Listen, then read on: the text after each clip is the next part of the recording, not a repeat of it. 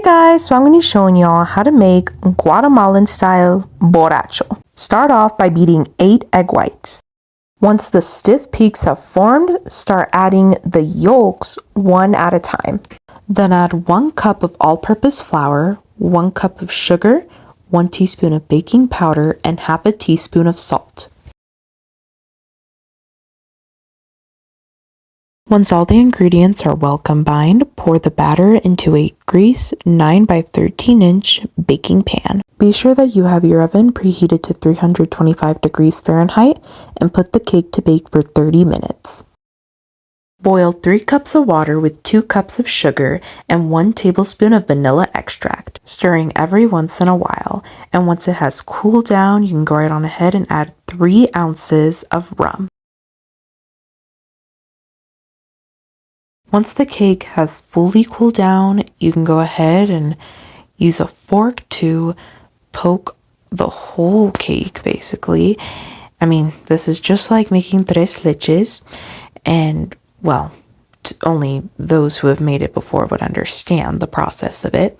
But yeah, so use a fork to poke all over the cake, and then just pour the rum mixture in it. In a medium pot, on medium heat, combine 2 cups of milk with half a cup of sugar and 2 tablespoons of cornstarch, and keep stirring until it is at the right consistency. And it should be somewhat like custard-like. Well, at least a little similar. Well, the consistency should be thickened. Let's just put it that way. Yeah, and so afterwards, you can just pour it all over the cake, spread it around. Let the cake sit in the fridge for 8 hours, and by then the topping shouldn't be like a liquid anymore. And then the final part, you top it off with some cinnamon and raisins. But yeah, so this is how my borracho came out. Cutting out a slice right now. And here's a slice. Now I'm going to show you all how to make churro funnel cake. Start off by boiling 1 cup of water in a saucepan. Then add half a cup of butter with 1 teaspoon of vanilla extract and 1/4 teaspoon of salt.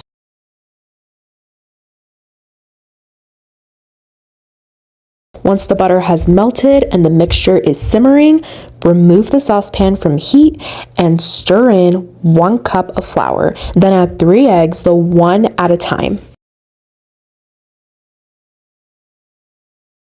I would highly recommend that you add just a little bit of cinnamon sugar as well.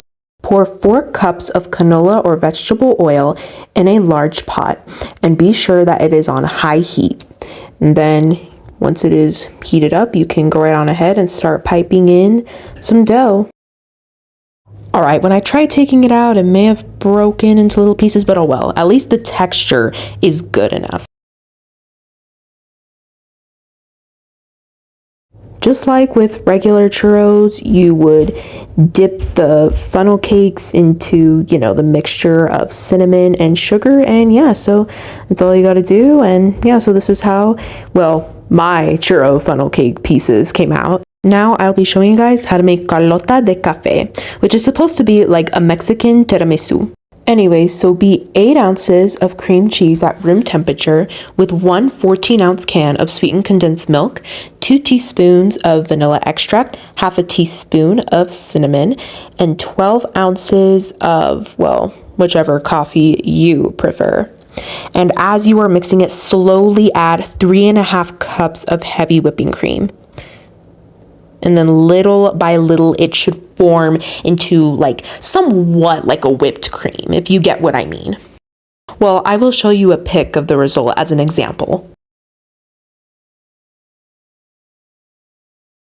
Now you're going to need some galletas or canelitas. Anyways, so yeah. Be sure that you have an 11-inch aluminum pan. And yeah, so layer some of the cream cheese mixture and then top it off with the cookies.